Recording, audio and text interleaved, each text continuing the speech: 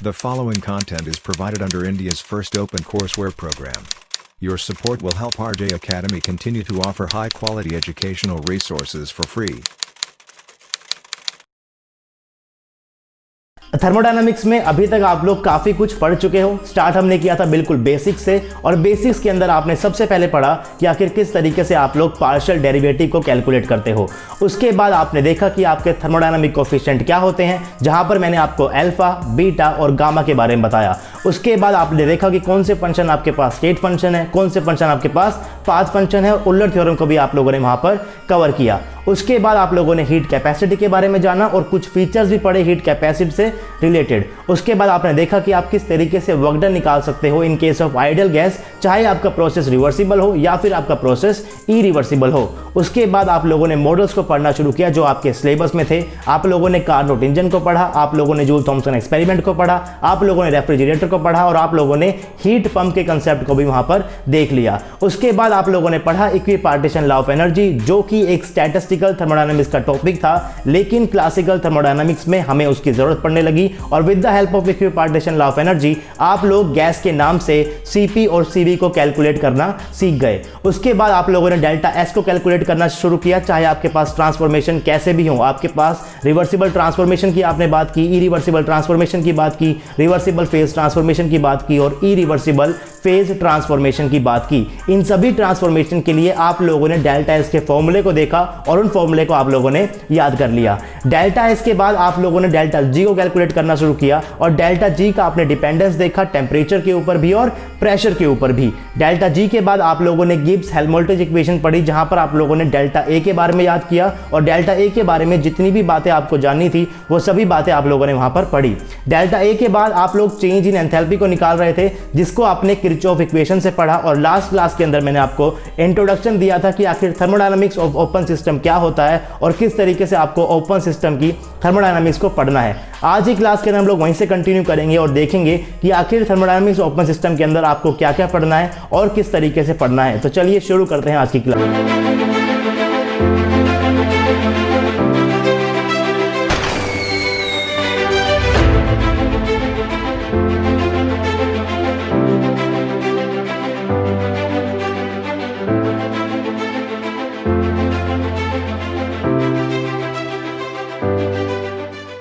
Hey guys, this is RJ and welcome to RJ Academy. So this is lecture number 31 of thermodynamics. अभी तक इस course के अंदर हम लोग 30 लेक्चर्स को कवर कर चुके हैं। अगर आपने अभी तक प्रीवियस लेक्चर्स नहीं देखे हैं तो आपको बिल्कुल भी घबराने की जरूरत नहीं है, आपको ज़्यादा कुछ नहीं करना है। आपको RJ Academy के यूट्यूब चैनल के ऊपर जाना है, वहाँ पर मैंने थर्मोडायनामिक्स की अलग से प्लेलिस्ट बनाई हुई है, वहाँ से आप लोग थर्मोडायनामिक्स को बिल्कुल स्टार्टिंग से फॉलो कर सकते हो। अगर आप लोग बाकी चैप्टर्स पढ़ना चाहते हो तो वो भी आपको वहाँ पर प्लेलिस्ट के अंदर देखने को मिल जाएंगे, और आप किसी भी चैप्टर को वहाँ से स्टार्टिंग से फॉलो कर सकते हो। लास्ट क्लास में मैं आपको बता रहा था कि किस तरीके से आपको थर्मोडायनामिक्स पढ़नी है ओपन सिस्टम को लेकर। अभी तक जितनी भी हमने थर्मो पढ़ी है उस थर्मो के अंदर आप लोगों ने कंसीडर किया था कि जो आपका सिस्टम है वो एक क्लोज सिस्टम होगा। क्लोज सिस्टम एक ऐसा सिस्टम था जिसके अंदर आप लोग सिर्फ और सिर्फ एनर्जी का ट्रांसफर कर सकते थे, अमाउंट का ट्रांसफर आप लोग वहां पर नहीं कर सकते थे। और एनर्जी की आपके पास दो फॉर्म थी, वर्क एंड हीट। तो आप लोगों ने वर्क के बारे में और हीट का ट्रांसफर आप लोगों ने वहां पर किया है। अब हम लोग जो थर्मोडायनामिक्स पढ़ने वाले हैं उसके अंदर आपको कंसीडर करना है कि जो आपका सिस्टम है वो एक ओपन सिस्टम है, और ओपन सिस्टम के अंदर आप लोग एनर्जी का भी ट्रांसफर कर सकते हो और साथ ही साथ आप लोग अमाउंट का भी ट्रांसफर कर सकते हो।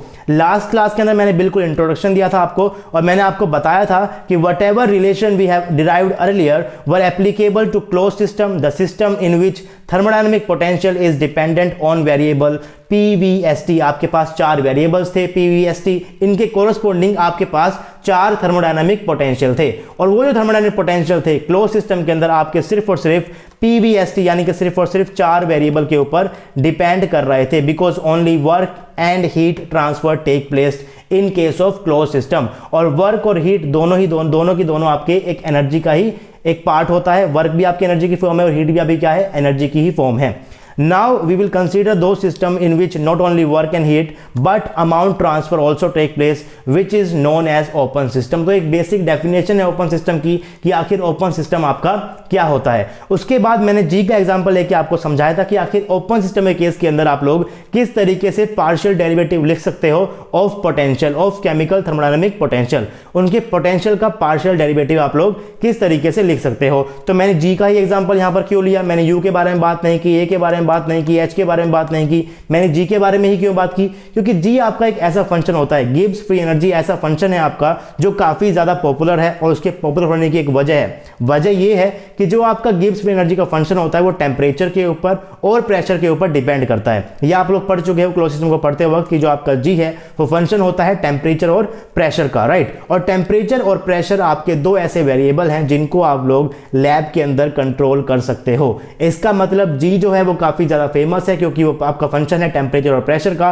और आप टेम्परेचर और प्रेशर को दोनों को ही आप लोग लैब के अंदर कंट्रोल कर सकते हो। तो क्लोज सिस्टम के अंदर आप कह रहे थे कि जो आपका जी है वो आपका फंक्शन है टेम्परेचर और प्रेशर का, लेकिन ओपन सिस्टम के अंदर आप लोग अमाउंट को भी चेंज कर सकते हो। मैं कंसीडर करता हूं एक बाइनरी सिस्टम आपके पास, मान लीजिए आपके पास कोई बाइनरी कंपोनेंट सिस्टम है। बाइनरी का मेरा मतलब क्या है कि आपके पास दो कंपोनेंट होंगे मिक्सचर के अंदर, यानी कि आपके पास सिर्फ और सिर्फ दो ही कंपोनेंट है। बाइनरी से मेरा मतलब क्या है कि आपके पास दो कंपोनेंट है। अगर आपके पास कोई दो कंपोनेंट है उस केस के अंदर जो आपका जी है वो टेम्परेचर का फंक्शन होगा, वो प्रेशर का फंक्शन होगा, साथ ही साथ जो कंपोनेंट है उसके अमाउंट का भी फंक्शन होगा, यानी कि जो आपका जी है वो फंक्शन हो जाता है टेम्परेचर का, प्रेशर का, N1 और N2 का, जहां पर आपके जो N1 और N2 है ये आपके अमाउंट को रेफर कर रहे हैं जो आपके पास कंपोनेंट है उस मिक्सचर के अंदर। उसके बाद हमने पढ़ा था बेसिक्स के अंदर कि आखिर किस तरीके से आप लोग पार्शियल डेरिवेटिव को लिखते हो या फिर आप लोग किस तरीके से कंप्लीट डेरिवेटिव को लिखते हो। तो मैंने जी से क्या डिराइव किया था आपका कंप्लीट डेरिवेटिव का, जो कि आपका क्या है डीजी। इसको मैंने इस तरीके से लिखा था, मैंने अपने बेसिक्स की हेल्प ली आखिर किस तरीके से आप लोग पार्शियल डेरिवेटिव को लिख सकते हो। अगर आपको पार्शियल डेरिवेटिव को लिखने में कोई भी दिक्कत है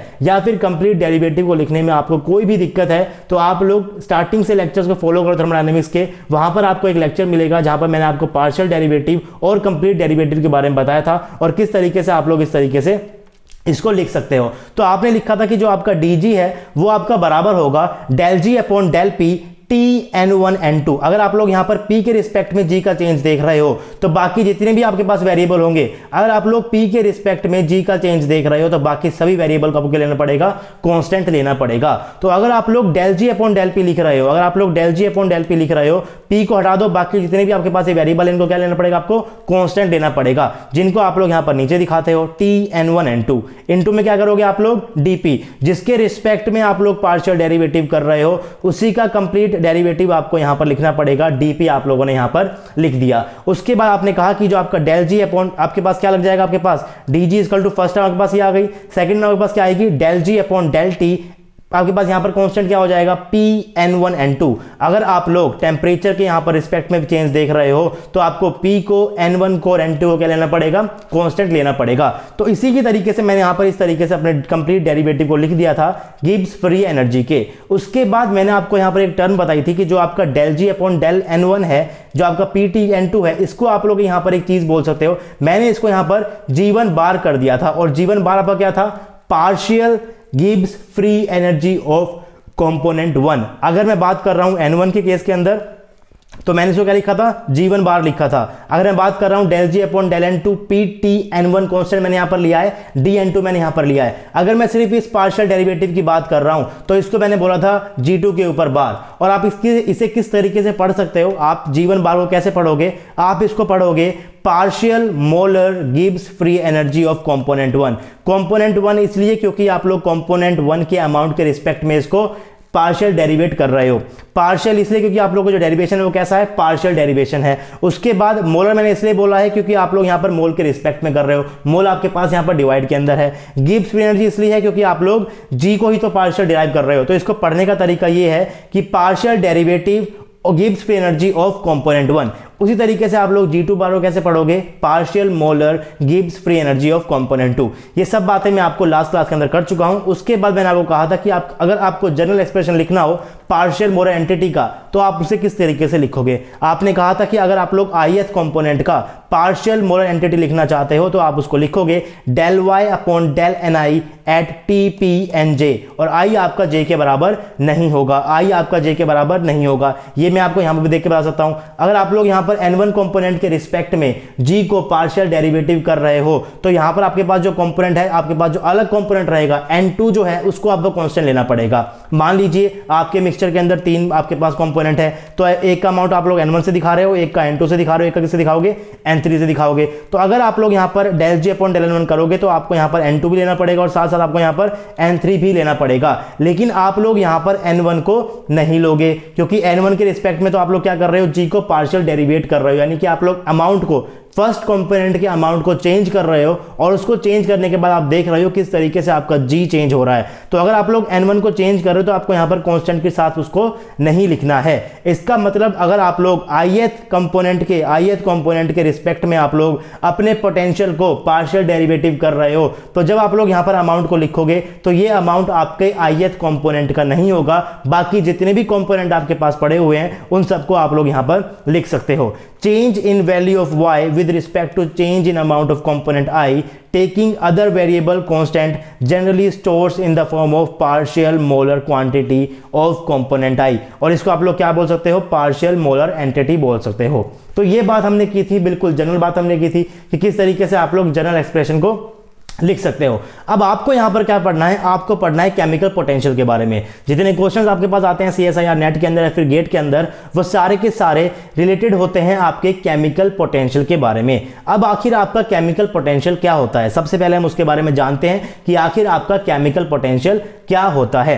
तो केमिकल पोटेंशियल आपको अगर जानना है तो आपको सिर्फ 3 बातों को जानना इंपॉर्टेंट है। पहली बात क्या है कि chemical potential partial molar thermodynamic potential होता है। केमिकल पोटेंशियल आपको बताएगा, chemical potential generally determine the feasibility of matter transfer. आप लोग ओपन सिस्टम के अंदर अमाउंट को भी ट्रांसफर कर रहे हो, जिसको आप लोग क्या बोल सकते हो कि आपका मैटर ट्रांसफर हो रहा है। तो आपको केमिकल पोटेंशियल से ही पता चलता है कि आपका जो अगर वो मैटर ट्रांसफर आप लोग कर रहे हो वो फिजिबल है या फिर वो फिजिबल नहीं है। Matter transfer generally take place from higher chemical potential to lower chemical potential. अगर आपको 2 स्टेट का केमिकल पोटेंशियल पता चल जाए तो आपको यही पता चल जाएगा कि किसका हायर है किसका लोअर है। अगर आपको यही पता चल गया कि किसका पोटेंशियल हायर है किसका पोटेंशियल लोअर है तो आपको सिर्फ ये याद रखना है कि आपका जो मैटर ट्रांसफर होगा वो कहां से कहां होता है, आपका हायर केमिकल पोटेंशियल से लोअर केमिकल पोटेंशियल पे होना चाहिए। इसका मतलब जो आपका डेल्टा म्यू है वो आपका लेस देन 0 होना चाहिए। केमिकल पोटेंशियल को आप जनरली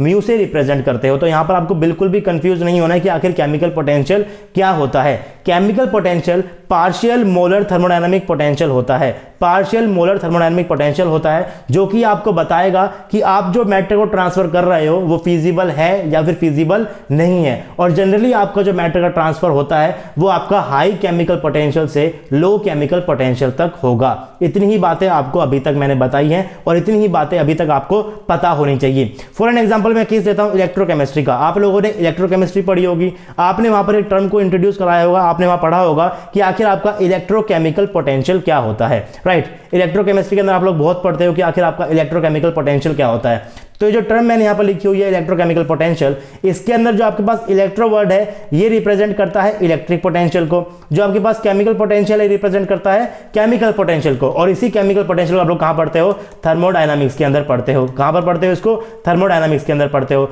खाली इलेक्ट्रिक पोटेंशियल की आप लोग कहां पे बात करते हो, फिजिक्स के अंदर बात करते हो। केमिस्ट्री के अंदर आप लोग खाली इलेक्ट्रिक पोटेंशियल की बात नहीं करते हो। इलेक्ट्रिक पोटेंशियल जो है वो चार्ज की वजह से जनरेट होता है, केमिकल पोटेंशियल जो है वो पोटेंशियल की वजह से जनरेट होता है, जिनको आप लोग कहां पढ़ते हो, थर्मोडायनामिक्स के अंदर पढ़ते हो। कौन कौन से पोटेंशियल को आप लोग पढ़ते हो, आप पढ़ते हो H के बारे में, आप पढ़ते हो G के बारे में, आप पढ़ते हो A के बारे में और आप पढ़ते हो U के बारे में। बिल्कुल स्टार्टिंग के अंदर मैंने आपको बताया था कि थर्मोडायनामिक्स के अंदर आपके पास 4 टाइप के वेरिएबल होते हैं PVST। अगर आप लोग बात करो क्लोज सिस्टम की, और उन चारों के रिस्पेक्ट के अंदर आपके पास क्या होते हैं, एक एक थर्मोडायनामिक पोटेंशियल होते हैं। तो आपके पास जो पोटेंशियल वो क्या थे, H था, G था, A और आपके पास U था। उसके बाद आपने कहा कि आपके पास अगर ओपन सिस्टम हो गया तो उस केस के अंदर आपके पास एक वेरिएबल बढ़ जाएगा और उस वेरिएबल का आप लोग क्या बोलते हो, म्यू बोलते हो। आप कह रहे थे कि जो आपका चौथा वेरिएबल है, जो आपका पांचवा वेरिएबल है वो आपका क्या है, म्यू है, जिसको आप लोग क्या बोलते हो, अमाउंट बोलते हो। और अमाउंट के रिस्पेक्ट में जो आपका पोटेंशियल होता है उसको आप लोग क्या बोलते हो, केमिकल पोटेंशियल बोलते हो। उसको भी आप लोग म्यू से ही म्यू से ही आप लोग क्या करते हो, डिनोट करते हो। तो इसी तरीके से अगर आप लोग बात कर रहे हो ओपन सिस्टम की, तो 4 पोटेंशियल तो आपके पास थे पहले से ही और एक और आपके पास जो है वो पोटेंशियल बढ़ जाता है और इस पोटेंशियल को आप लोग क्या बोलते हो, केमिकल पोटेंशियल बोलते हो, जिसका जिक्र आप लोग को करना है थर्मोडायनामिक्स के अंदर।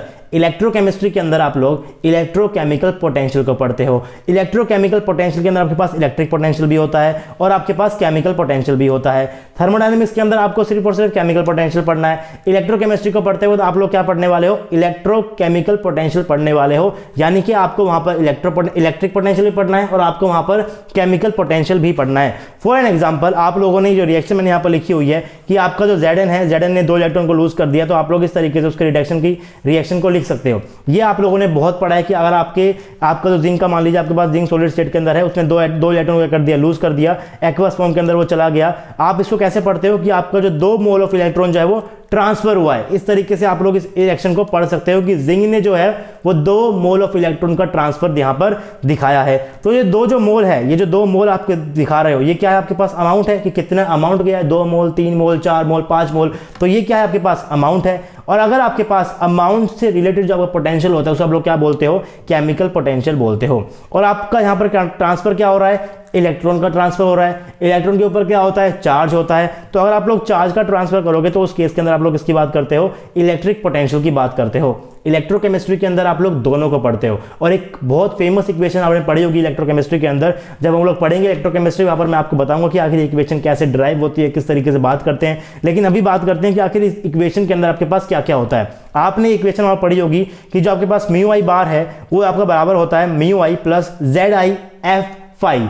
यहां पर जो आपका फाई है वो क्या होता है, आपके पास लोकल इलेक्ट्रोस्टैटिक पोटेंशियल होता है। एफ क्या होता है, फैराडे कांस्टेंट होता है। जेड आई क्या होता है, चार्ज होता है। यानी कि ये जो टर्म आपके पास है ये किससे रिलेटेड, आपके पास इलेक्ट्रिक पोटेंशियल से रिलेटेड है। उसके बाद जो आपका ये म्यू आई है ये आपका क्या होता है, केमिकल पोटेंशियल होता है। यानी कि जो म्यू आई है क्या आपके पास केमिकल पोटेंशियल होता है। और ये जो म्यू आई बार है इसको आप लोग क्या बोलते हो, इलेक्ट्रोकेमिकल पोटेंशियल बोलते हो। इसका मतलब इलेक्ट्रोकेमिस्ट्री के अंदर आप लोग किसको पढ़ते हो, इलेक्ट्रोकेमिकल पोटेंशियल को पढ़ते हो, जिसके अंदर इलेक्ट्रिक पोटेंशियल भी है और केमिकल पोटेंशियल भी है। केमिकल पोटेंशियल को आप लोग थर्मो के अंदर पढ़ते हो। इलेक्ट्रिक पोटेंशियल खाली पढ़ना तो आपको फिजिक्स पढ़नी पड़ती है। और इलेक्ट्रोकेमिस्ट्री के अंदर आप लोग दोनों का कॉम्बिनेशन पढ़ते हो। ये बहुत फेमस इक्वेशन है जो आप लोग इलेक्ट्रोकेमिस्ट्री के अंदर पढ़ते हो। और इस इक्वेशन के ऊपर से भी काफी ज्यादा क्वेश्चंस आते हैं, तो आपको इस इक्वेशन को याद भी करना है। बाकी इस इक्वेशन को हम लोग पढ़ेंगे जब हम लोग किसको पढ़ने वाले हैं, इलेक्ट्रोकेमिस्ट्री को पढ़ने वाले हैं। अभी हम लोग बात करते हैं सिर्फ और सिर्फ केमिकल पोटेंशियल की, जो कि आपको थर्मोडायनामिक्स के अंदर पढ़ना है। तो आपने सबसे पहले कहा कि जो आपका केमिकल पोटेंशियल है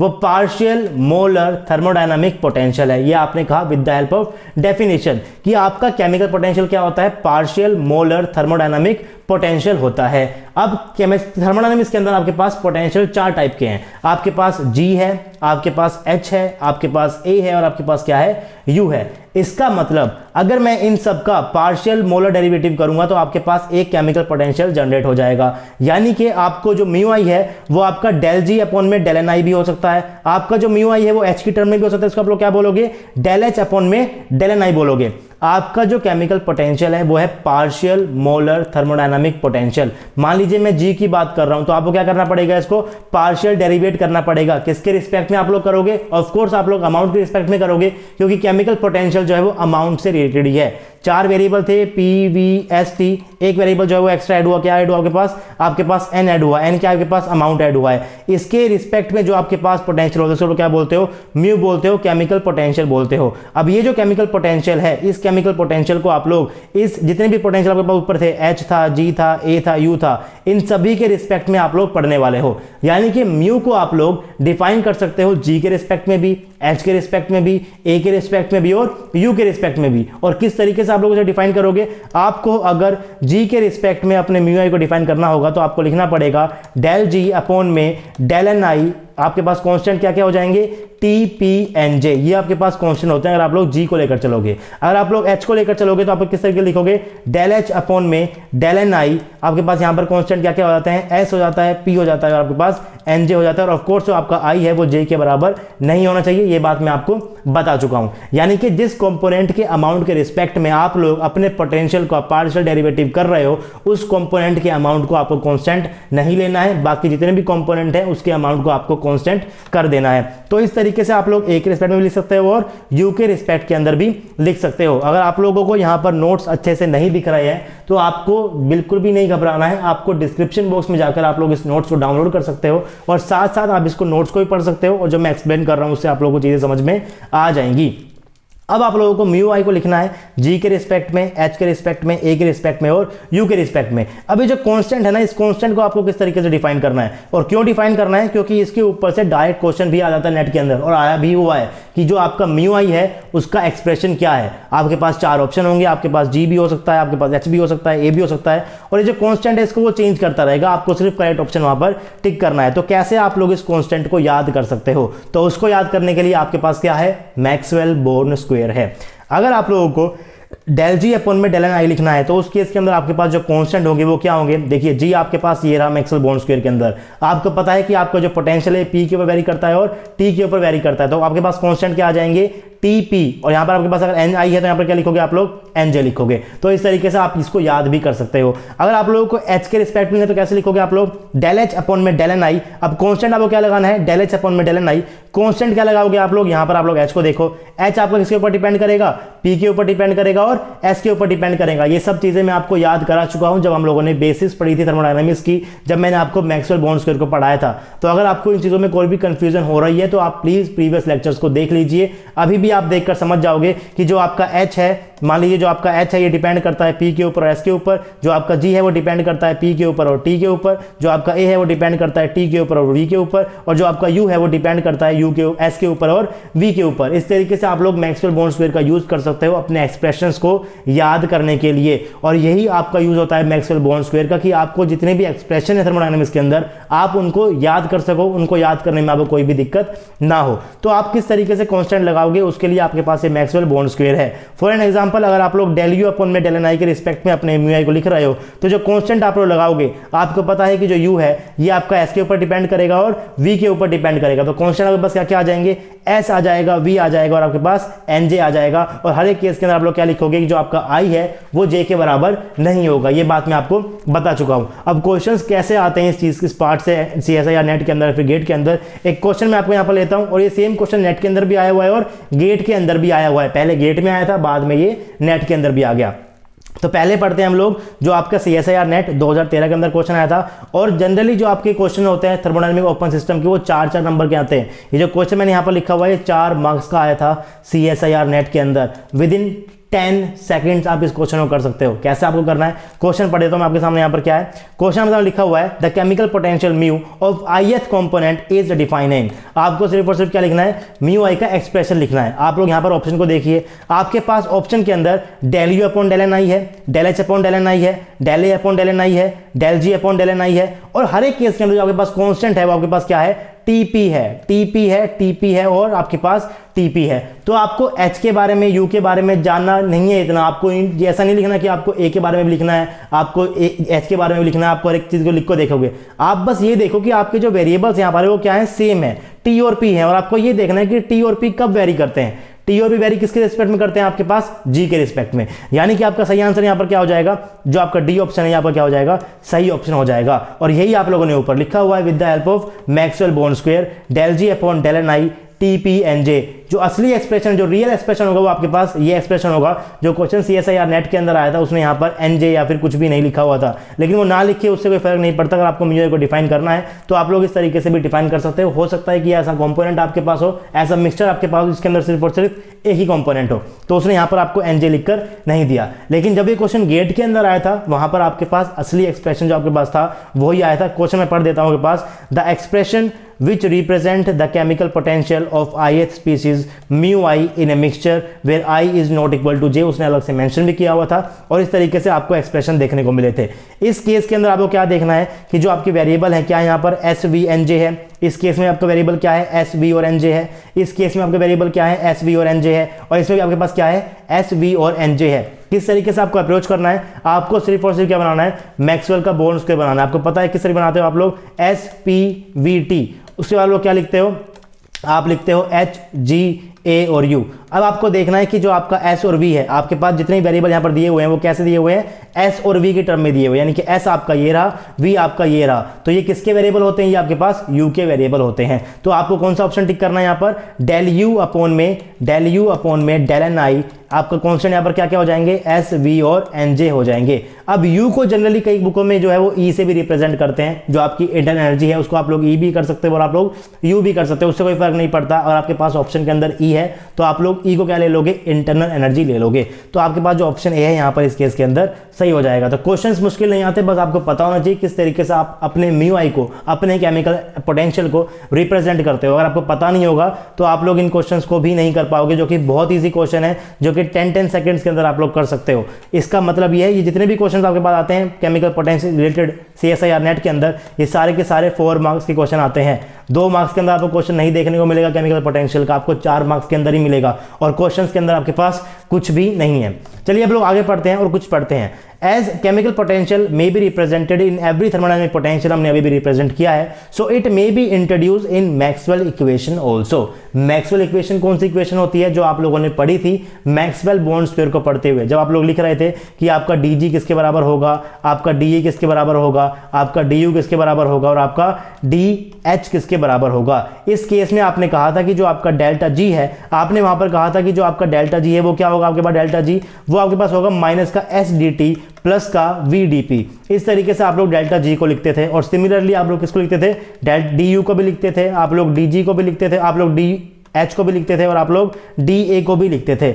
इस तरीके से आप लोग अपने सारे के सारे पोटेंशियल चेंज को लिख सकते थे, राइट। ये आप लोगों ने पढ़ा था क्लोज सिस्टम के लिए। अगर आप लोगों ने क्लोज सिस्टम के लिए इसको लिखा है तो आपको ओपन सिस्टम के लिए भी इस तरीके की इक्वेशन आपको लिखनी पड़ेगी, और उसको आप लोग किस तरीके से लिख सकते हो, वो लिखना बहुत ही आसान है, याद करना उससे भी आसान है। कैसे लिखोगे आप लोग, let us consider a multi component system. आप लोगों ने एक ऐसा सिस्टम लिया जिसके अंदर बहुत सारे कंपोनेंट है, N1 भी है, N2 भी है, N3 भी है, N4 भी है, यानी कि आप लोगों ने हर एक कंपोनेंट की कॉरस्पॉन्डिंग आपने अमाउंट को जो रिप्रेजेंट किया है आपने N1 से N2 से N3 से कर दिया। अब आपको पता है कि अगर आप लोग ओपन सिस्टम की बात कर रहे हो तो जो आपका गिब्स फ्री एनर्जी है वो फंक्शन होगा किसका, टेम्परेचर और प्रेशर का तो था ही था, वो साथ ही साथ N1 का भी हो जाएगा, N2 का भी हो जाएगा, N3 का भी हो जाएगा, और जितने भी आपके पास कंपोनेंट हैं उन सभी के अमाउंट का फंक्शन होगा आपका जी। उसके बाद आपको क्या करना है, आपको यहाँ पर कंप्लीट डेरिवेटिव लिखना है, डीजी को आपको लिखना है। डीजी को आप इस तरीके से लिख सकते हो, मैंने यहाँ पर लिखा हुआ है। डीजी को भी आप इस तरीके से लिख सकते हो, मैंने आपको भी बताया किस तरीके से आप इसको लिख सकते हो। अब आपको यहाँ पर किस तरीके से पढ़ना है, जब मैंने आपको गिब्स फ्री एनर्जी बताया था, मैंने आपको वहां पर कहा था कि जो आपका जी है उसका डिपेंडेंस टेम्परेचर के ऊपर आप लोग किससे रिप्रेजेंट करते हो, एंट्रोपी से बताते हो, नेगेटिव ऑफ एंट्रोपी से बताते हो। आप लोग अपने जी का डिपेंडेंस प्रेशर के ऊपर किससे दिखाते हो, आप लोग वॉल्यूम से दिखाते हो। ये चीजें आपको मैंने बताई थी जब हम लोगों ने क्या पढ़ा था, आप लोगों ने क्लोज सिस्टम को लेकर गिब्स फ्री एनर्जी फंक्शन को पढ़ा था। आपने वहां पर देखा था कि जो आपका del G upon del T है वो आपका माइनस एस के बराबर था।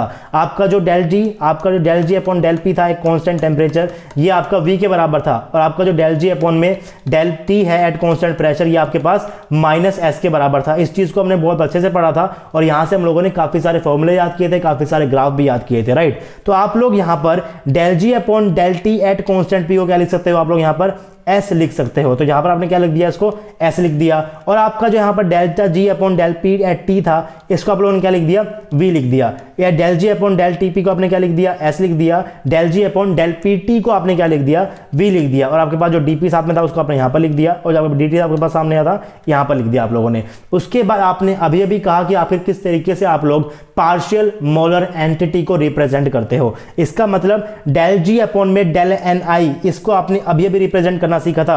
अगर आप लोग डेल्टा जी अपॉन में डेल एन आई आपके पास होगा, और आपके पास यहां पर टेम्परेचर प्रेशर कांस्टेंट होगा, आपके पास यहां पर एन जे होगा, तो इसको आप लोग लिख सकते हो। आप लोग इसको क्या लिख सकते हो, आप लोग इसको जी बार लिख सकते हो। और जी बार आपका लिखने का मतलब क्या है आपके पास, कि आप लोग इसको कि ये आपके पास क्या है, मोलर केमिकल पोटेंशियल है। और केमिकल पोटेंशियल को आप लोग जनरली म्यू से रिप्रेजेंट करते हो। किससे रिप्रेजेंट करते हो, म्यू से रिप्रेजेंट करते हो। इसका मतलब डेल जी अपॉन में डेल एन वन आपके पास एक केमिकल पोटेंशियल है। अगर ये केमिकल पोटेंशियल है तो आप इसको क्या लिख दोगे, म्यू वन लिख दोगे। वन मैंने क्यों लिखा, क्योंकि यहां पर आप लोग जो पार्शियल डेरिवेशन कर रहे हो वो आप लोग वन कंपोनेंट के रिस्पेक्ट में कर रहे हो। सेम उसी तरीके से अगर आप लोगों को del G upon del N two को लिखना है तो इसको आप लोग क्या लिख सकते हो, म्यू टू लिख सकते हो। टू इसलिए क्योंकि आप लोग यहां पर सेकंड कंपोनेंट के रिस्पेक्ट में पार्शियल डेरिवेटिव कर रहे हो, तो ये इसको आप लोग क्या लिख दोगे, म्यू टू लिख दोगे। dn1 आपके पास यहां पर था, dn1 मैंने यहां पर एज इट इज लिख दिया। dn2 आपके पास यहां पर था, dn2 मैंने यहां पर इस तरीके से यहां पर लिख दिया। तो जो आपका एक्सप्रेशन बना dg का वो क्या बन गया आपके पास, माइनस का sdt प्लस का vdp प्लस का μ1 dn1 प्लस का μ2 dn2, आगे क्या आ जाएगा आपके पास μ3 dn3, और इस तरीके से आपका जो एक्सप्रेशन है वो चलता रहेगा, राइट। तो ये जो आपके पास एक्सप्रेशन है जो आपके पास स्टार्टिंग के अंदर आया था, ये तो आप लोग पढ़ते थे। कब पढ़ते थे आप लोग, इसको क्लोज सिस्टम के अंदर पढ़ते ही थे। आपके पास एडिशनल क्या ऐड हुआ, आपके पास ये जो आपकी सीरीज आएगी ये आपके पास एडिशनल ऐड हो गई। ये सीरीज क्या है, μ1 dn1 plus μ2 dn2 plus μ3 dn3 plus μ4 dn4 up to चलता रहेगा जितने भी आपके पास कंपोनेंट है। तो इस पूरी टर्म को आप लोग क्या लिख सकते हो, summation of mu I D N i भी लिख सकते हो। और आई आपका कहाँ से कहाँ तक वेरी करेगा, जितनी आपके पास कंपोनेंट, मान लीजिए आपके पास अगर 10 कंपोनेंट है तो आप लोग क्या लिखोगे, आई 1 से कहाँ तक जाएगा, 10 तक जाएगा। अगर आपके पास 100 कंपोनेंट तो कहाँ तक लिखोगे आप, 1 से कहाँ तक लिखोगे इसको, 100 तक लिखोगे। तो इस तरीके से आप लोग अपने जो आपके पास ये सीरीज बनी है इसको छोटी फॉर्म के अंदर लिख सकते हो। आप लोग इसको क्या लिख सकते हो, summation of mu I D N i. तो उसको मैंने यहां पर इस तरीके से लिख चुके हूं। उसको मैंने क्या लिख दिया, आपके पास डेल्टा जी जो आपके पास डीजे वो क्या बन जाएगा,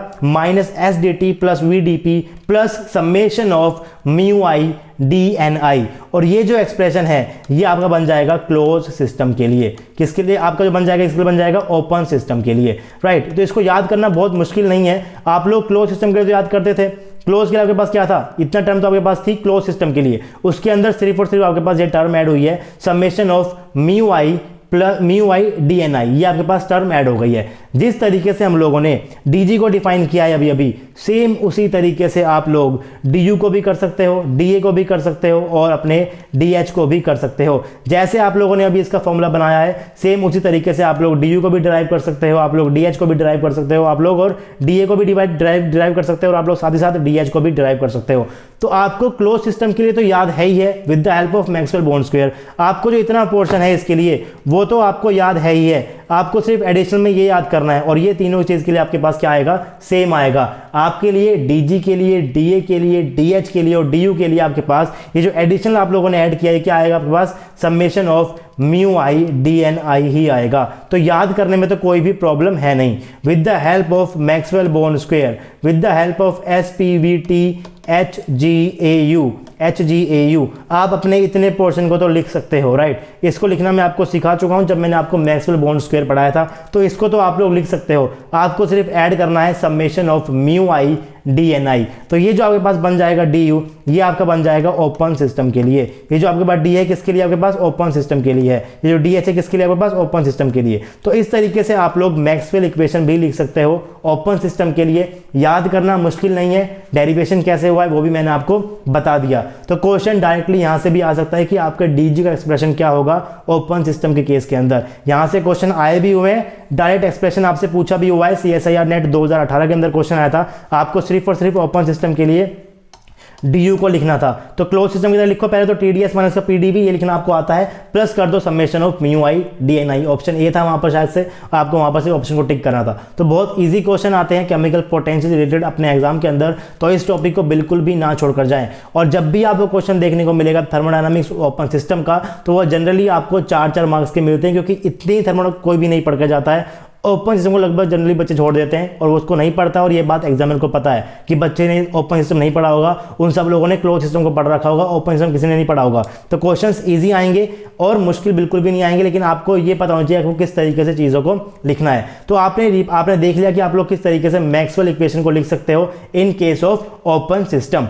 अब आगे बढ़ते हैं और देखते हैं किस तरीके से जो आपका केमिकल पोटेंशियल है वो टेम्परेचर के ऊपर डिपेंड करेगा और प्रेशर के ऊपर डिपेंड करेगा। जैसे आप लोगों ने डेल्टा जी केस में देखा था कि आपका किस तरीके से गिब्स फ्री एनर्जी जो है वो टेम्परेचर पर डिपेंड कर रही है, प्रेशर पर डिपेंड कर रही है। सेम उसी तरीके से हम लोग देखेंगे जो आपका म्यू है, जो आपका केमिकल पोटेंशियल है, वो टेम्परेचर के ऊपर कैसे डिपेंड करेगा, प्रेशर के ऊपर कैसे डिपेंड करेगा। बहुत इंपॉर्टेंट टॉपिक है ये, क्योंकि यहाँ से क्वेश्चंस आपके पूछे गए हैं CSIR नेट के अंदर। इस टॉपिक को समझने के लिए आपको थोड़ा बहुत पता होना चाहिए कि आखिर उल्लर थ्योरम क्या होती है। आपको उल्लर थ्योरम के बारे में आइडिया मिल जाएगा प्रीवियस लेक्चर से, अगर आप लोगों ने नहीं देखा हुआ। मैंने शायद स्टार्टिंग के लेक्चर्स के अंदर मैंने आपको बताया था, जहाँ पर मैंने आपको बताया था स्टेट फंक्शन क्या होता है, पाथ फंक्शन क्या होता है, वहाँ पर मैंने आपको उल्लर थ्योरम पढ़ाया था। अगर आपको उल्लर थ्योरम आती है तो आप लोग del mu I upon del T और del mu I upon del T, यानी कि change in chemical potential with respect to change in temperature, change in chemical potential with respect to change in pressure, आपको इनको पढ़ना भी आना चाहिए कि किस तरीके से आप लोग एक्सप्रेशन को पढ़ रहे हो। अगर आपके सामने डेल म्यू आई अपॉन में डेल पी लिखा हुआ है तो इसका मतलब ये है कि change in chemical potential, change in mu with respect to change in pressure, इसको आपको पढ़ना भी आना चाहिए। अगर आप लोगों ने अभी तक थर्मो को अच्छे से फॉलो किया है तो आपको काफ़ी कुछ चीज़ें तो वैसे ही याद हो गई होंगी, आपको ये एक्सप्रेशन को पढ़ना याद हो गया होगा, आपको ये चीज़ें अच्छे से समझ में आ रही होंगी किस तरीके से मैं इन चीज़ों को यहाँ पर लिख रहा हूँ। तो जो हमने क्लोज सिस्टम के लिए किया था वही चीज़ हम लोग यहाँ पर कर रहे हैं, और हम लोग जिस फंक्शन को लेकर चलेंगे वो आपके पास होगा गिब्स फ्री एनर्जी, क्योंकि वो बहुत ज़्यादा पॉपुलर है। और इसलिए पॉपुलर है क्योंकि जो उसके वेरिएबल है वो क्या है, लैब के अंदर हम उसे कंट्रोल कर सकते हैं। तो सबसे पहले हम लोग बात करते हैं variation of chemical potential with temperature is generally dependent on molar entropy. जैसे कि मैंने आपको उस केस के अंदर कहा था कि जो आपका डेल जी अपॉन में डेल टी होता है एट कांस्टेंट प्रेशर, वो डिपेंड करता है आपके किसके ऊपर, माइनस के एस के ऊपर। सेम उस तरीके से, सेम उसी तरीके से जो आपका डेल म्यू आई अपॉन में डेल टी है, वो अगर कांस्टेंट प्रेशर के ऊपर मैं इसको देखूंगा किस तरीके से चेंज हो रहा है, तो वो डिपेंड किसके ऊपर करेगा, पार्शियल मोलर एंट्रोपी के ऊपर करेगा। यहां पर आपके पास क्या था, सिर्फ और सिर्फ नेगेटिव का एंट्रोपी था। यहां पर नेगेटिव में क्या है, नेगेटिव में मोलर एंट्रोपी है। यहां पर आपके पास सिर्फ एंट्रोपी था, यहां पर आपके पास क्या होगा, नेगेटिव ऑफ मोलर एंट्रोपी होगा। तो याद करने में तो कोई भी दिक्कत नहीं है, जो आप लोगों ने गिब्स फ्री एनर्जी में पढ़ा है सेम एक्सप्रेशन आपके पास यहां पर निकल कर आएंगे। अगर आप लोग इसको देखने वाले हो, अगर आप लोग देखोगे कि आपका डेल म्यू आई अपॉन में डेल पी क्या निकल कर आएगा, तो यह आपके पास निकल कर आएगा पार्शियल, यह आपके पास निकल कर आएगा मोलर वॉल्यूम। आपने वहां पर देखा था कि जो आपका डेल जी अपॉन में डेल पी था एट कांस्टेंट टेम्परेचर, ये आपका किससे रिलेटेड हो रहा था, ये आपका V से निकल कर आ रहा था। यहां पर किसमें आ जाएगा, ये मोलर वॉल्यूम के अंदर आ जाएगा। तो याद तो आप लोग कर सकते हो, कंपैरिजन आप लोग कर सकते हो, क्या आप लोगों ने जी के केस में पढ़ा था और क्या आप लोग म्यू के केस के अंदर यहां पर पढ़ रहे हो। अब देखते हैं किस तरीके से आपको इसको ड्राइव करना है। राइट, आप यहां पर कह रहे हो variation of chemical potential with temperature is generally dependent of molar entropy. कैसे इसको मैंने बोल दिया, मैंने इसको इस तरीके से बोला है, आपको पता है कि जो आपका डेल म्यू आई अपॉन में डेल टीपी है, इस केस में जो आपका म्यू आई है इसको आप लोग किसमें लेकर चलोगे, जी के केस के अंदर लेकर चलोगे, क्योंकि जी जो आपका काफी ज्यादा पॉपुलर है। अगर आपको म्यू आई लिखना है तो कैसे लिखोगे आप इसको, डेल जी अपॉन में डेल एन आई, आपके जितने भी बाकी जो कांस्टेंट है, क्या कौन से बच गया, टेम्परेचर बच गया, प्रेशर बच गया और एनजे बच गया, इसको आप लोग क्या ले लोगे, कांस्टेंट ले लोगे। तो इस तरीके से आप लोग अपने म्यू आई को रिप्रेजेंट करते हो as a function of Gibbs free energy. और गिब्स फ्री एनर्जी को लेकर ही हम लोग चल रहे हैं क्योंकि वो बहुत ज़्यादा पॉपुलर है, उसके जो वेरिएबल हैं वो हम लोग लैब के अंदर कंट्रोल कर सकते हैं। तो आपका जो म्यू आई है वो क्या बन जाएगा, डेल जी अपॉन में del N I T P N G आपका क्या हो गया, यहाँ पर कांस्टेंट हो गया। राइट, इस तरीके से आप लोग अपने म्यू आई की जगह क्या लिख सकते हो, डेल जी अपॉन में डेल एन आई, इसको मैंने क्या रख दिया, म्यू आई की जगह मैंने इसकी यहाँ पर वैल्यू लगा दी। उसके बाद जब मैंने आपको पढ़ाया था कि आखिर स्टेट फंक्शन क्या होता है, पाथ फंक्शन क्या होता है, तो वहां पर मैंने आपको बताया था कि जितने भी आपके पास पोटेंशियल है एच जी ए यू, ये सारे के सारे क्या है, स्टेट फंक्शन है। और स्टेट फंक्शन की एक खास बात ये होती है कि आपका जो स्टेट फंक्शन है वो उल्लर थ्योरम को फॉलो करता है। और उल्लर थ्योरम क्या होती है, इसको समझने के लिए आपको प्रीवियस लेक्चर्स देखने पड़ेंगे, अगर आप लोगों ने अभी तक नहीं देखे। अगर आप लोगों ने देख रखे हैं तो आपको समझ में आ जाएगा, आपको ज्यादा कुछ भी नहीं करना होता है, आपको इस वेरिएबल को चेंज करना पड़ेगा इस ni के साथ, यानी कि जो आपका ni है, dn जो आपका ni है ये आपका बाहर आ जाता है, t आपका अंदर आ जाता है, और उसी तरीके से जो आपका ये जो वेरिएबल है ये आपके पास बाहर आ जाएगा, और जो आपके पास ये p है ये आपके पास अंदर आ जाएगा। यानी कि सिर्फ आपको पोजीशन का इंटरचेंज करना है। अगर आपको कोई भी कंफ्यूजन है उल्लर थ्योरम को पढ़ते हुए तो आप लोग प्लीज प्रीवियस लेक्चर्स को देख लीजिए, ज्यादा कुछ भी आपको नहीं करना पड़ता। मैं आपको दोबारा बता देता हूं, जो आपके पास यहाँ पर ये t है, इस t को आपको कहां करना पड़ेगा, ni की जगह करना पड़ेगा, और जो आपके पास ये ni है इस ni को आपको t की जगह करना पड़ता है। उसके बाद जो आपके पास ये प्रेशर वाला वेरिएबल है इसको आप लोग कहां कर दोगे, TP NJ की जगह कर दोगे, और जो आपके पास ये TP NJ है इसको आप लोग प्रेशर की जगह कर दोगे। सिर्फ और सिर्फ पोजीशन का इंटरचेंज करना पड़ता है, ज़्यादा कुछ भी नहीं करना पड़ता। कोई भी फंक्शन अगर आपके पास स्टेट फंक्शन होता है तो वो उल्लर थ्योरम को सेटिस्फाई करेगा ही करेगा। इसका प्रूफ भी मैंने आपको बताया था कि जो भी आपके पास स्टेट फंक्शन है वो सारे के सारे उल्लर थ्योरम को फॉलो करते हैं। अगर आपका जी जो है वो अगर स्टेट फंक्शन है तो वो उल्लर थ्योरम को सेटिस्फाई करेगा। अगर वो उल्लर थ्योरम को सेटिस्फाई करेगा तो मैं यहाँ पर इनकी पोजीशन को इंटरचेंज कर सकता हूँ। तो जैसे ही मैं इनकी पोजीशन को इंटरचेंज करूंगा, मैंने क्या किया है, ni की जगह मैंने क्या कर दिया, ni की जगह मैंने t लगा दिया और t की जगह मैंने क्या कर दिया, na लगा दिया। यानी कि आपका जो ni है ये बाहर आ गया, t जो है वो अंदर चला गया, उसके बाद जो p है ये अंदर आ जाएगा और t p nj कहाँ चला जाएगा, बाहर आ जाएगा। p को मैंने अंदर कर दिया और t p nj को मैंने बाहर लगा दिया। इस तरीके से मैंने यहाँ पर उल्लर थ्योरम को अप्लाई कर दिया। मैंने उल्लर थ्योरम को क्यों अप्लाई किया, क्या जरूरत पड़ गई मुझे उल्लर थ्योरम की? जरूरत मुझे ये पड़ गई क्योंकि उल्लर थ्योरम को लगाने के बाद जो आपके पास ये एक्सप्रेशन अंदर निकल कर आया है डेल जी अपॉन में डेल टी पी, इसको आप लोग पढ़ चुके हो।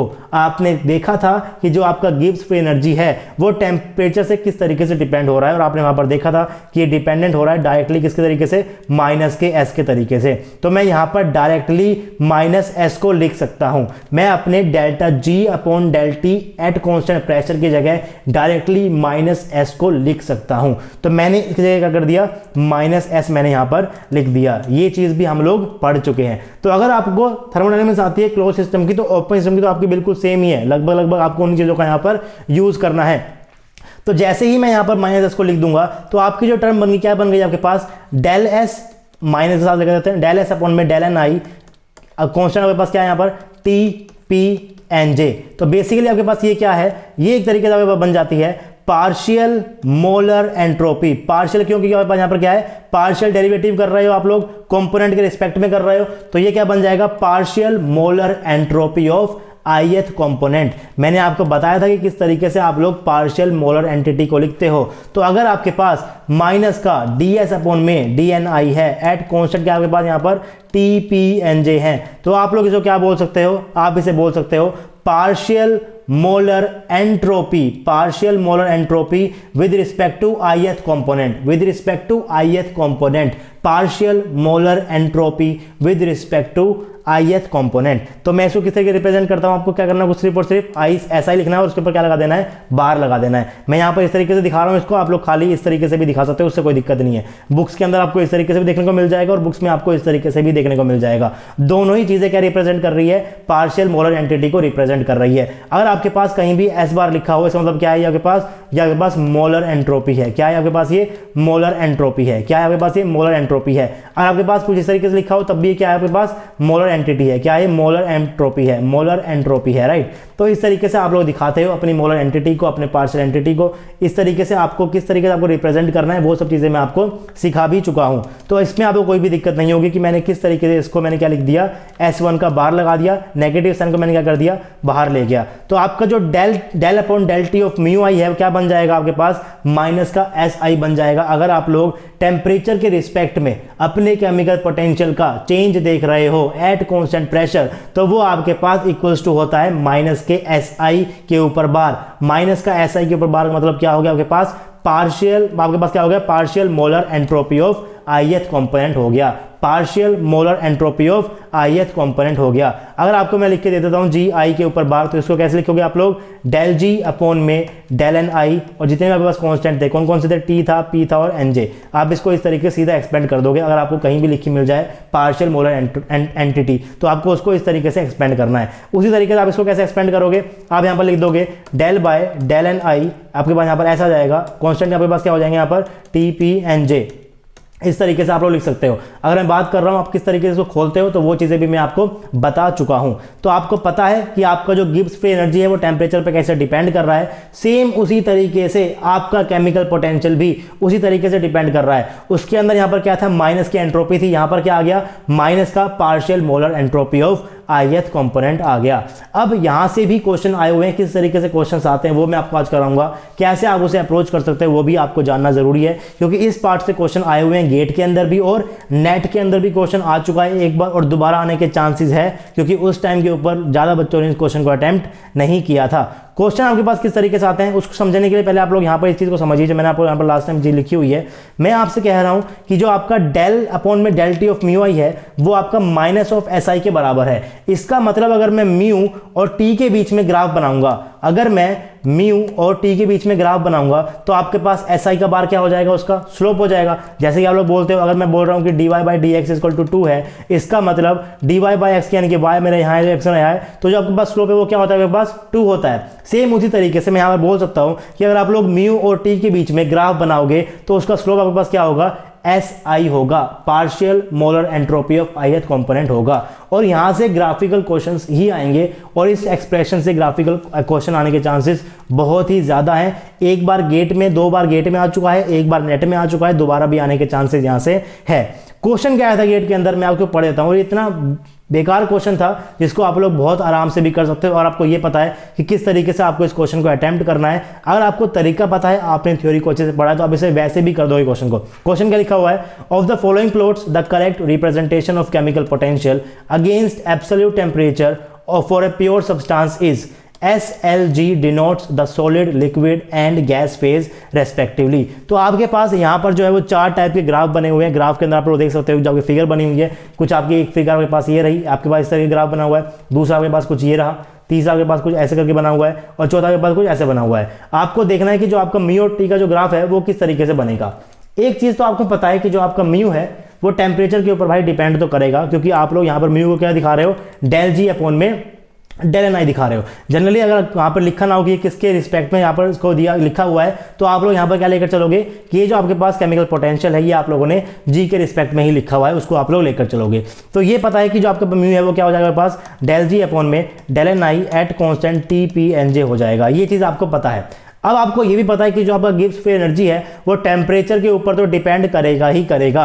इसका मतलब अगर आपका टेम्परेचर चेंज हुआ तो आपका डेल जी अपॉन में डेल एन आई चेंज होगा ही होगा। इसका मतलब आपका म्यू जो है वो चेंज होगा ही होगा, राइट। अगर वो चेंज होगा आपका म्यू आई तो आपका ये ऑप्शन सीधा कट सकता है, ये ऑप्शन सीधा कट सकता है, क्योंकि इस केस में आप देख सकते हो कि इस केस के अंदर आपका जो म्यू है वो सेम है लेकिन आपका टेम्परेचर जो है वो चेंज हो रहा है। तो ये ऑप्शन और ये ऑप्शन तो आप लोग देखते ही काट दोगे, क्योंकि इस केस के अंदर आपका जो म्यू है वो टेम्परेचर वेरी नहीं कर रहा। तो 2 ऑप्शन तो आपका वैसे ही कट गया। उसके बाद आपको ये भी पता है कि जो आपका डेल म्यू अपॉन में डेल टी होता है ये आपका किसके बराबर होता है, आपके पास माइनस के मोलर एंट्रोपी के बराबर होता है, ये भी आपको पता है। इसका मतलब जो इसका स्लोप है वो कैसा होता है, नेगेटिव होता है। स्लोप नेगेटिव होना ही चाहिए, क्योंकि आपका एक्सप्रेशन बता रहा है कि अगर मैं म्यू और टी के बीच में ग्राफ बनाऊंगा तो उसका स्लोप आपके पास नेगेटिव ही आएगा, क्योंकि एस तो आपके पास नेगेटिव हो नहीं सकता, एंट्रोपी कभी भी नेगेटिव नहीं होती। तो आपके पास ये जो एस है ये आपके पास जो स्लोप है वो आपके पास नेगेटिव आना ही चाहिए। देखिए एब्सोल्यूट एंट्रोपी कभी भी नेगेटिव नहीं होती, डेल्टा एस नेगेटिव हो सकता है अगर आपको कोई भी कंफ्यूजन है तो। एब्सोल्यूट एंट्रोपी कभी भी नेगेटिव नहीं होती। आपके पास जो है वो डेल्टा एस आपको नेगेटिव देखने को मिल जाएगा। आपने बहुत जगह देखा होगा कि यार ये रिएक्शन का डेल्टा एस नेगेटिव और डेल्टा एस पॉजिटिव है, तो मैं डेल्टा एस की बात नहीं कर रहा हूं, मैं सिर्फ और सिर्फ एस की बात कर रहा हूं, यानी कि मैं एब्सोल्यूट एंट्रोपी की बात कर रहा हूं। अगर आपके पास एस नेगेटिव नहीं हो सकता तो आपके पास एस बार भी नेगेटिव नहीं होगा, और अगर आपके पास एस बार नेगेटिव नहीं हो सकता तो इसका मतलब डेल म्यू अपॉन में डेल टी जो कि आपके पास माइनस एस के ऊपर डायरेक्टली डिपेंड कर रहा था, अगर आपके पास ये क्वांटिटी नेगेटिव नहीं हो सकती, इसका मतलब इसका स्लोप जो है वो हमेशा नेगेटिव ही होगा।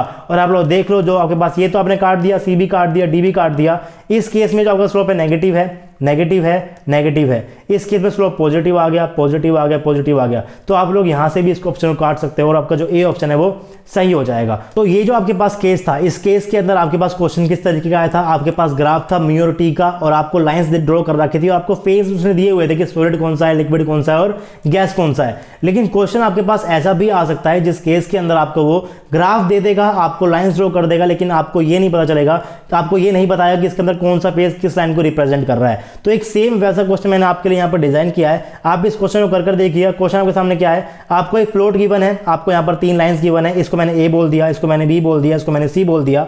म्यू और टी के बीच में आपका एक ग्राफ है और मैंने यहाँ से इस पॉइंट से उठा के क्या बनाया, डी बना दिया, इससे मैंने ई बना दिया, इससे मैंने क्या बना दिया, एफ बना दिया। और क्वेश्चन आपके सामने क्या है, क्वेश्चन ये है कि which phase is represented by A B and C. और आपके पास सेकंड क्वेश्चन यहाँ पर क्या है, the point DEF represent which temperature.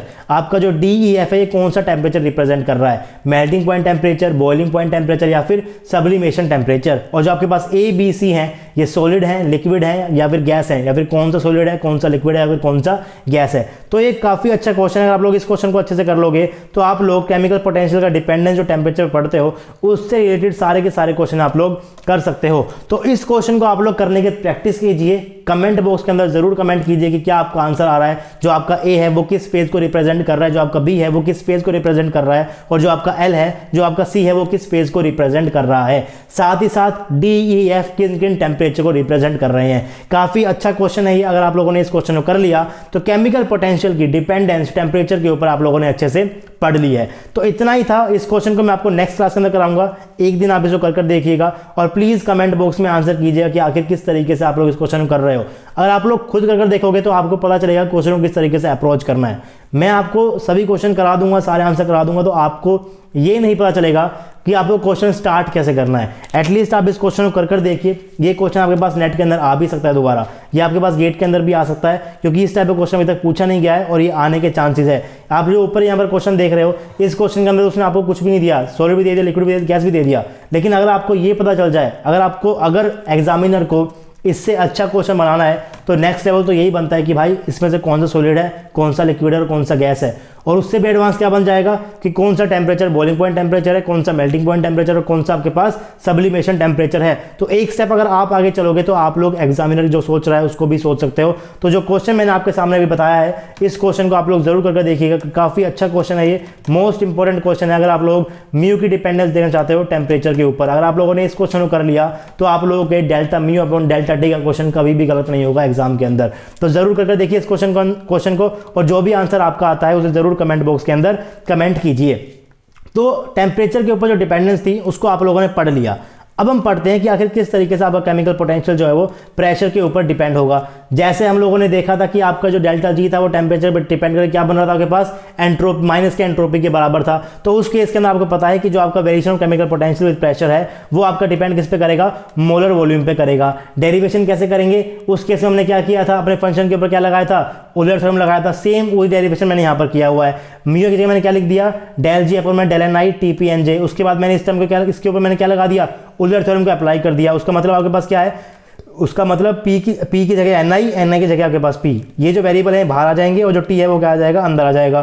तो जो आपका एक्सप्रेशन है वो कुछ इस टाइप का बन जाएगा। ये आपके पास क्या बन गया, एक्सप्रेशन बन गया। उसके बाद आपको पता है कि डेल्टा जी अपॉन में डेल पी टी जो होता है आपके पास क्या होता है, ये आपके पास V होता है। उसके बाद इस पूरी एंटिटी को आप लोग क्या बोल सकते हो, V के ऊपर बार, VI के ऊपर बार बोल सकते हो। तो सेम आपके पास यहाँ पर डेरिवेशन आ गया है कि आपका जो पोटेंशियल है वो प्रेशर के ऊपर किस तरीके से डिपेंड कर रहा है। वो डायरेक्टली इक्वल होता है, किसके बराबर होता है, वो partial molar volume of ith component के बराबर होता है। जैसा कि हमने delta G upon del P T के केस के अंदर पढ़ा था कि गैस के लिए क्या होगा, सॉलिड के लिए क्या होगा, लिक्विड के लिए क्या होगा, सेम उसी तरीके से हम लोग यहाँ पढ़ेंगे कि आपका जो del mu I upon del P T है वो सॉलिड लिक्विड के लिए क्या होगा, वो गैस के लिए क्या होगा, और गैस के केस के अंदर रियल गैस के लिए क्या होगा और वंडरवॉल गैस के लिए क्या होगा। वंडरवॉल गैस के लिए जब हम लोग पढ़ेंगे इस रिलेशन को, del mu I upon del P T को, वहीं पर आपका इंट्रोड्यूस होता है फ्यूगेसिटी, जिसको हम लोग नेक्स्ट क्लास में पढ़ने वाले हैं। आज इस क्लास में मैंने आपको बताया कि कैसे आपका केमिकल पोटेंशियल टेम्परेचर के ऊपर डिपेंड होता है, और उससे रिलेटेड मैंने आपको क्वेश्चन कराया जो आपके पास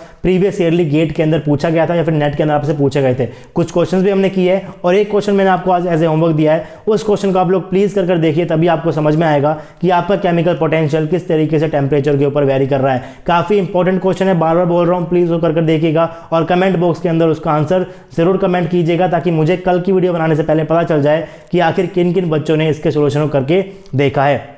तो टेम्परेचर का जो डिपेंडेंस है वो आप लोग पढ़ चुके हो। प्रेशर का डिपेंडेंस मैंने यहाँ पर आपको इंट्रोड्यूस कराया है, आप लोग इस एक्सप्रेशन तक पहुंच गए हो।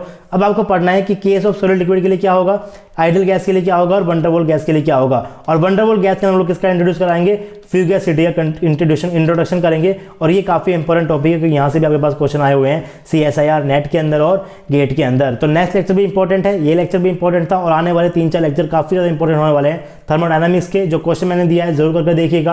अगर आपको आज का ये वीडियो अच्छा लगा तो प्लीज़ वीडियो को लाइक कर दीजिएगा। अगर आपने अभी तक आरजे एकेडमी के चैनल को सब्सक्राइब नहीं किया हुआ तो सब्सक्राइब कर लो यार, और सब्सक्राइब अगर कर ही रहे हो तो साथ में घंटी को ज़रूर दबाना ताकि आपके पास नोटिफिकेशन पहुंच जाए जब भी मैं यहाँ पर कोई नया लेक्चर अपलोड करूँ। अगर आपको मेरा ये काम अच्छा लगता है तो आप लोग आरजे एकेडमी को कंट्रीब्यूट भी कर सकते हो, आप लोग हमें फाइनेंशियली हेल्प कर सकते हो, आप लोग हमें गूगल पे कर सकते हो, फ़ोन पे कर सकते हो और पेटीएम कर सकते हो। Any support is appreciable guys. आपसे मिलेंगे नेक्स्ट क्लास में, तब तक के लिए पढ़ते रहिए, पढ़ाते रहिए और खुश रहिए। Thank you.